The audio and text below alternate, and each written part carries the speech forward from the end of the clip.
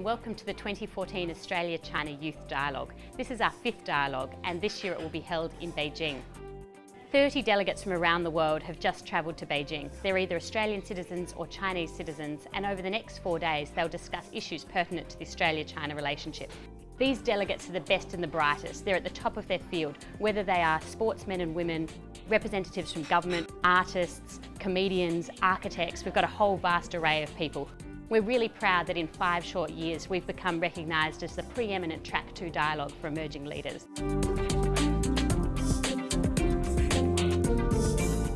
We have selected you because we think you guys from China, from Australia, represent the future in the bilateral relationship in terms of your present trajectories professionally, academically, and also with respect to civil service.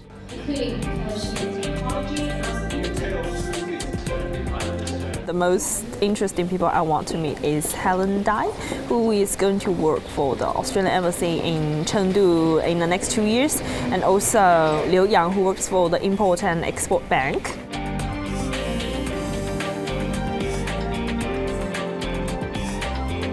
Love to meet Jin Dong. She's already doing some of the stuff that I'd like to get involved in terms of starting to look for ways to encourage entrepreneurship in China.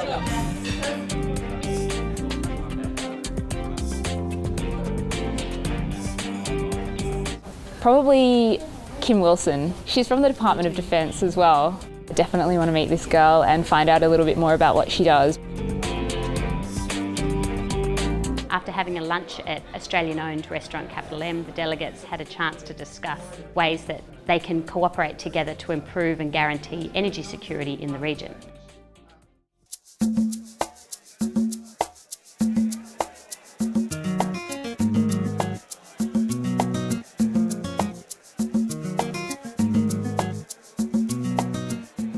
We then travelled to the Australian Embassy, where we heard from Ambassador Frances Adamson talk about her trip to Australia with President Xi Jinping.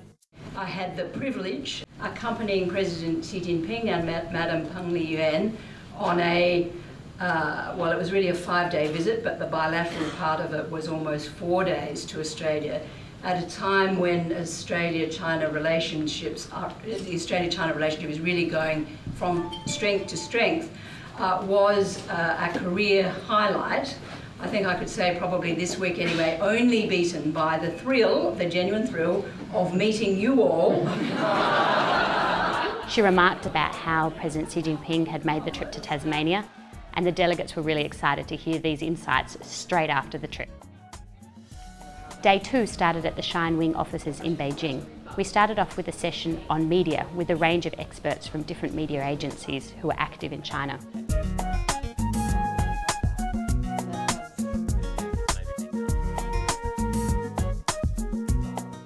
During the food security session, the delegates heard from 2 experts, one entrepreneur and one farmer, talk about how they are guaranteeing food security in China. I think 2 very, very inspirational women who, from very different backgrounds, were making such an interesting impact on Chinese agriculture. I thought that was very inspirational. After lunch, the delegates heard from a range of experts on security. With the correspondent from the New York Times, we heard about the Asia Investment Bank. And with the Defence Attaché from the Australian Embassy, we heard about collaborations between the Australian and the Chinese Defence Force. We would like to think that one day we'll be in a position to be able to influence the relationship that Australia has with China and the relationship China has with Australia. In the evening, the delegates went to the Kerry Centre for an event hosted by the Victorian Government. The keynote speaker for that address was Chen, who is the CEO of Telstra International. The key point of my today's speech is how to do business in China. Number 1 is patience, perseverance, right? You got to believe the market is there. You got to believe there's a way to crack the market, right? Hang in there.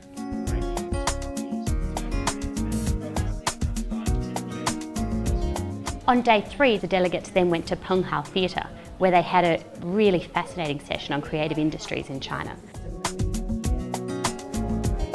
It's a very good opportunity to learn the different culture in China and Australia, because I'm a PhD student on cross-cultural study.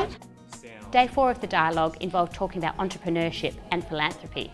It was great to hear what they are doing to advance the Australia-China relationship through entrepreneurship. Jam-packed with interesting sessions. I mean, today it seemed like we just couldn't get enough time to have more questions and more discussion with the session leaders.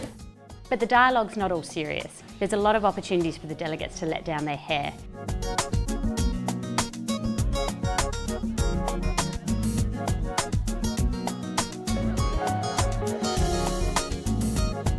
Invaluable. I mean, from sitting on the bus next to people to waiting to get into sessions to after session drinks.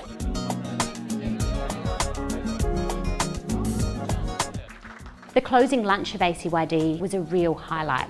We had the pleasure of hearing from the Chinese Communist Party's International Division, General Ma, as he talked about the Australia-China relationship and where he sees it heading in the years to come. A plus is the quality of the speakers, the ability for them to communicate with all of us in a candid, frank and open way. The 2014 Australia-China Youth Dialogue has been our best ever. Next year the dialogue will return to Australia and will be held in Perth. The delegates will meet with a range of people who have been advancing the Australia-China relationship for the last 50 years. If you think that's you, go onto our website.